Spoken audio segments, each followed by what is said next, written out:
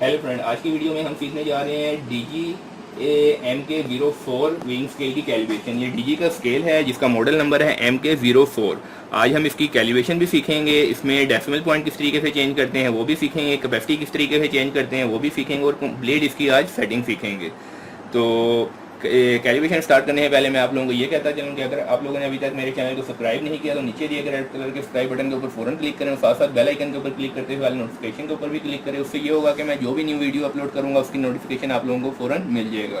क्योंकि इस चैनल में हम आप लोगों को बताते रहते हैं कि विंग स्केल किस तरीके से कैलिब्रेशन होता है, उसके अलावा इसकी रिपेयरिंग, लोड सेल की रिपेयरिंग और इन सब चीज़ों की रिपेयरिंग मैं आप लोगों को इस चैनल में बताता रहता हूं। तो अगर आप लोगों ने इस चैनल को सब्सक्राइब किया होगा तो हमारी वीडियो का नोटिफिकेशन आप लोगों को फ़ौरन मिल जाएगा।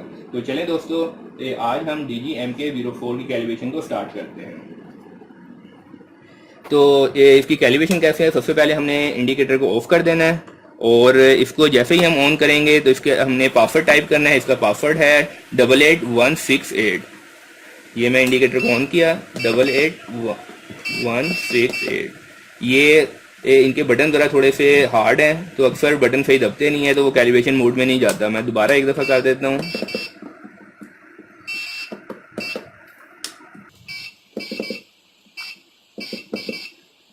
ये जैसे ही हम इसका पासवर्ड टाइप करेंगे उसके बाद आपके सामने यहाँ पे डैश डैश लिखा हुआ आ जाएगा। अगर हमने इसको 15 kg बाई 2 ग्राम पे चलाना है तो हमने यहाँ पर 1 लिखना है सिंपल।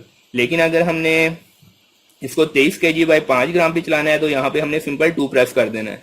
लेकिन इसी तरीके से अगर हमने 60 kg बाई 10 ग्राम पे चलाना है तो यहाँ पर हमने 3 प्रेस करना है। इसी तरह 100 kg बाई 20 ग्राम पे चलाना है तो हमने यहाँ पे 4 प्रेस करना है। और इसके अलावा अगर हमने 150 kg बाई 50 ग्राम पे चलाना है तो हमने 5 प्रेस करना है।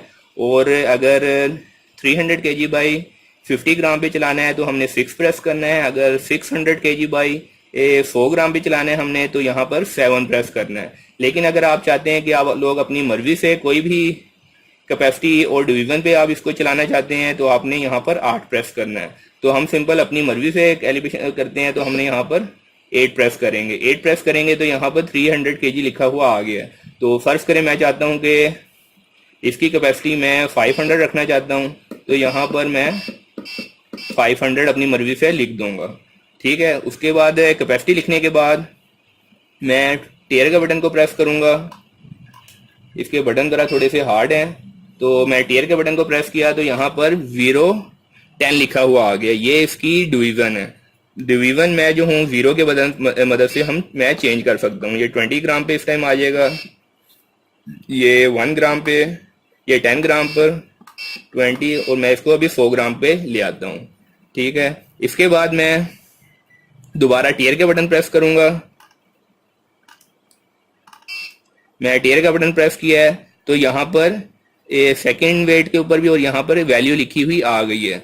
मैं जो भी डेड वेट ऊपर रखूंगा तो उसकी वैल्यू मैं यहाँ पर अपनी मर्जी से लिख दूंगा, स्पैन वेट की वैल्यू। फर्ज करें मैंने इस टाइम अगर ये 50 kg का डेड वेट अगर फर्ज करें मैं ऊपर रखता हूँ तो ये अभी 50 kg को 52 kg शो कर रहा है। तो मैंने यहाँ पे 50 kg लिखना है तो यहाँ पर मैंने सिंपल 50 लिख दूंगा।